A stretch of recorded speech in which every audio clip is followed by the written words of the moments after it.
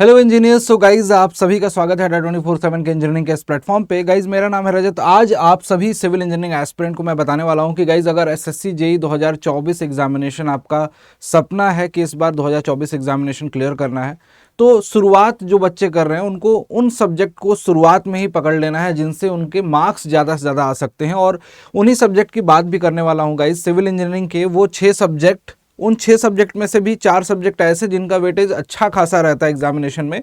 Total 6 subject को अगर count किया जाए तो आपके ओवरऑल मार्क्स जो हैं 70+ का वेटेज आपको एग्जामिनेशन में देखने को मिलेगा। मतलब यहीं से क्वेश्चन आपके पूरे पेपर में इतने आ जाते हैं कि जिनको सॉल्व करके आप अपना सिलेक्शन इंश्योर कर सकते हो, सिलेक्शन ले सकते हो।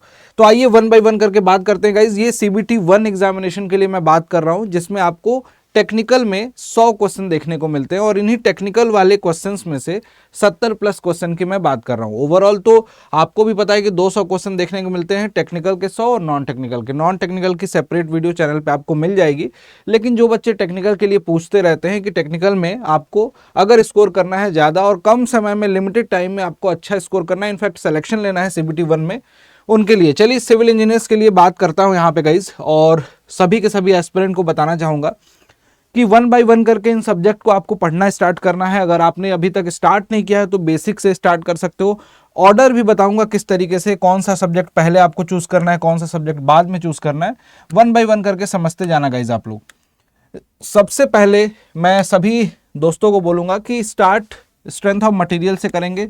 एक ऐसा सब्जेक्ट जो कि आपको नंबर तो दिलाता ही है, साथ ही साथ इसके जो मेथड्स हैं, इसके जो आप इनफैक्ट बोलते हैं कि आरसीसी पढ़ रहे हो तो आपको सूम की नॉलेज होनी चाहिए। आरसीसी में बीम वगैरह के बारे में पढ़ते हैं, सपोर्ट के बारे में, कुछ बेसिक चीज़ें जो हैं सोम से आपको हर सब्जेक्ट में कहीं ना कहीं देखने को मिलती हैं। तो सोम से आपको स्टार्ट करना है स्ट्रेंथ ऑफ मटेरियल, और इसके पैरेलली थ्योरेटिकल सब्जेक्ट जिसमें आपको बिल्डिंग मटेरियल हो गया, इसको साथ में ले सकते हो। तो देखो सोम का वेटेज है गाइज 8 से 10 नंबर का। अब ये समझ लो कि कभी कभी ये वेटेज बढ़ भी जाता है, किसी सेट में 17 नंबर के भी क्वेश्चन आ जाते हैं, 18, 21 नंबर के भी किसी सेट में एग्जामिनेशन में क्वेश्चन आते हैं। तो इंपॉर्टेंट है। इसी तरीके से ये सारे ही सब्जेक्ट वेरिएशन इससे कम नहीं होता, इससे बढ़ जाता है जरूर। आरसीसी जैसे देख सकते हो, आरसीसी में आपको अगर मैं बताऊं तो लगभग 10 से 12 क्वेश्चन, कंक्रीट टेक्नोलॉजी इंक्लूडेड है इसमें, 10 से 12 क्वेश्चन आपको देखने को मिलते हैं।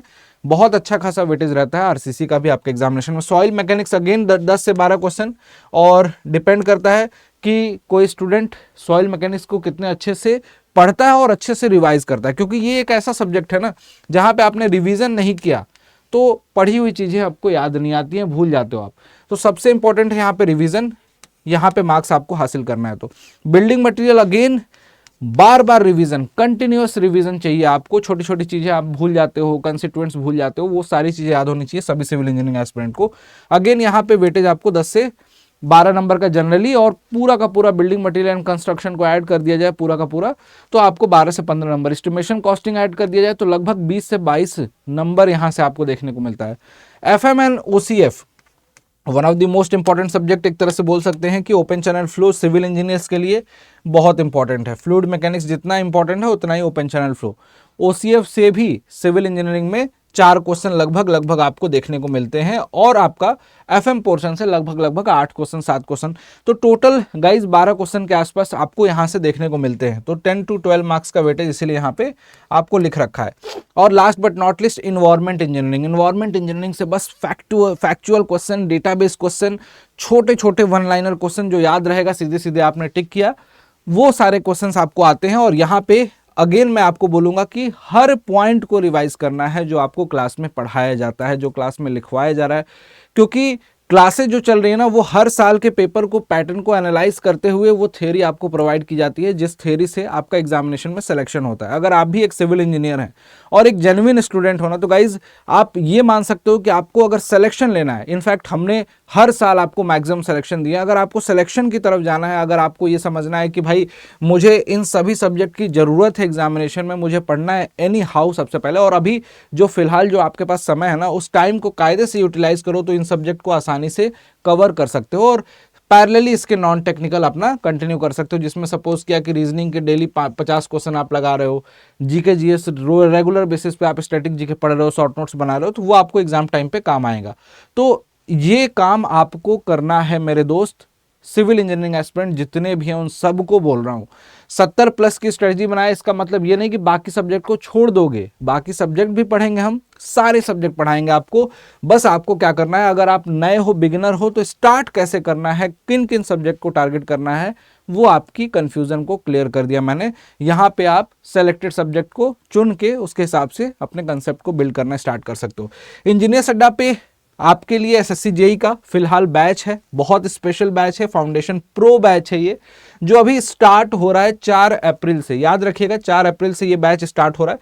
किसी भी एस्पिरेंट ने अगर अभी तक किसी भी बैच में एनरोल नहीं किया होगा तो मैं बोलूंगा, रिकमेंड करूंगा कि इस बैच को एनरोल कर लेना, जिसमें आपको पूरी की पूरी स्टडी मिल जाएगी, पूरा का पूरा सिविल इंजीनियरिंग का technical portion, non technical portion, in fact इसमें टेस्ट भी ऐड करा दिए गए हैं, टेस्ट भी आपको मिल जाएंगे। अगर किसी एस्पिरेंट को लगता है कि नहीं सर मुझे तो अभी से सारी वीडियो रिकॉर्डेड भी चाहिए, जो पुराने बैचेस हुए हैं उनकी भी वीडियो चाहिए, जो नए बैचेस आएंगे उनकी भी वीडियो चाहिए, जो अदर एसएससी के अलावा बाकी एग्जामिनेशन होते हैं, आरआरबी जेई है, यूपी ट्रिपल एससी, उनकी भी वीडियो चाहिए, उनकी भी क्लासेस चाहिए, टेस्ट सीरीज चाहिए सभी एग्जामिनेशन की, तो सब कुछ चाहिए तो आपके लिए सिविल इंजीनियरिंग का महापैक है ये एंड ये बैच।